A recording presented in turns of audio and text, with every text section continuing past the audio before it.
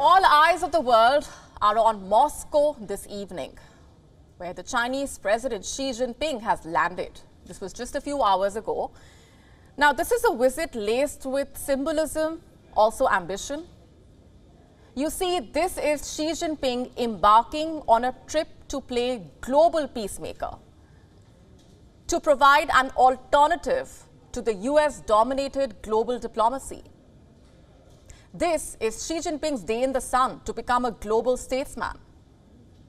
In the past fortnight, Xi stunned the world by a diplomatic coup, the reconciliation between bitter enemies, Iran and Saudi Arabia.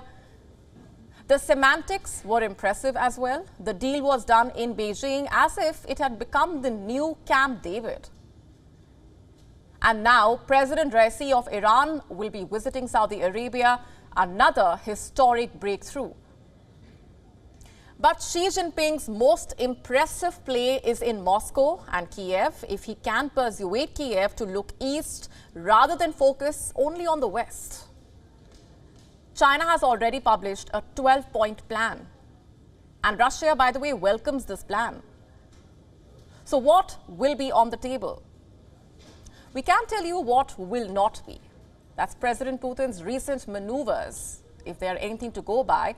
Ukrainian cities under Russian control. I'm talking about Kherson, Melitopol, Mariupol, Donetsk, Luhansk.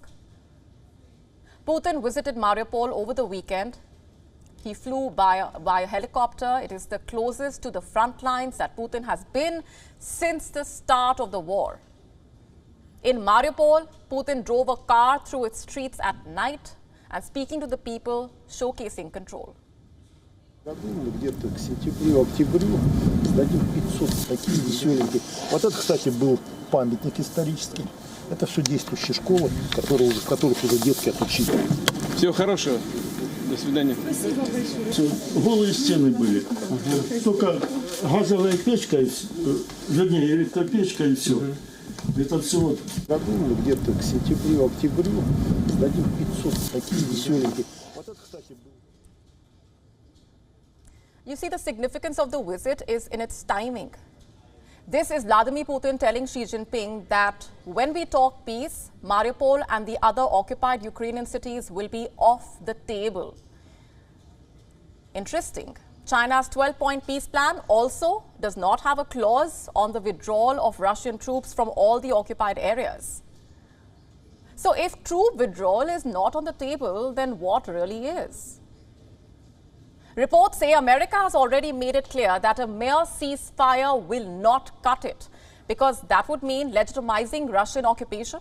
And this is what America's National Security Council Communications Coordinator, John Kirby, told a media outlet. I'm quoting, if coming out of this meeting there is some sort of call for a ceasefire, well, that's just going to be unacceptable, because all that's going to do is ratify Russia's conquest to date. All that's going to do is give Mr. Putin more time to refit, retrain, remain, and try to plan for renewed offensives at a time of his choosing. We hope, and we've said this before, that President Xi will call and talk to President Zelensky. We believe the Chinese need to get the Ukrainian perspective. But many other countries might take a different view of a ceasefire, which will end the deadly havoc and destruction upon helpless, innocent civilians. The deaths on both sides.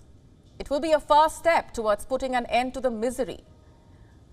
But it does not take a genius to figure out that the only thing the Americans are really interested in at this point is for the war to continue till they can control the mechanics of a solution. And a Chinese diplomatic victory will amount to a major American diplomatic defeat. On the battlefield, the Russian war machine continues to grind its way forward in Bakhmut. The Russians are making gains, slowly but surely.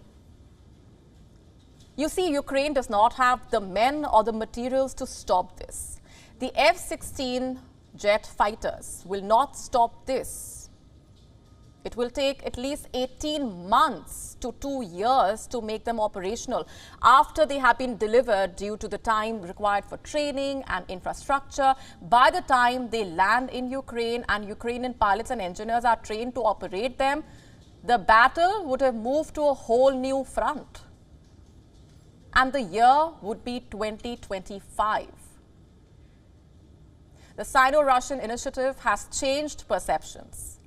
And that is why Ukraine's President Volodymyr Zelensky is talking to Beijing on the phone. And this is Xi Jinping's moment to play global statesman. So far, he has been seen as the aggressor, as the face of China's wolf warrior diplomacy. And now he gets to play conflict mediator. This is his first visit out of China since securing a historic third term in office, and it comes at the heels of China brokering truce between Saudi Arabia and Iran. Xi Jinping managed to put an end to 7 years of estrangement between the two Gulf nations. And will he now be able to put an end to a year-old war? Will he be able to play peacemaker in a conflict that is seen as West's making? If Xi Jinping is successful, he will be able to kill two birds with a stone, become the favorite for the Nobel Peace Prize while changing the dynamics of global affairs. He will be able to present China as a bridge builder in a world where this job has been to preserve of Washington. By the way, we are still in the world of ifs, but the options are tantalizing. If Xi Jinping gets on a phone call with Volodymyr Zelensky later, one should not be surprised if Xi decides to fly to Kiev as well. And keep in mind that China still has kept Xi Jinping's itinerary under wraps. You see, this is China playing a lead role in grey zone warfare, challenging American dominance, not only in war-torn Europe, but also in an area once called Washington's pocket borough. That's West Asia. WION now available in your country. Download the app now. Get all the updates on the move.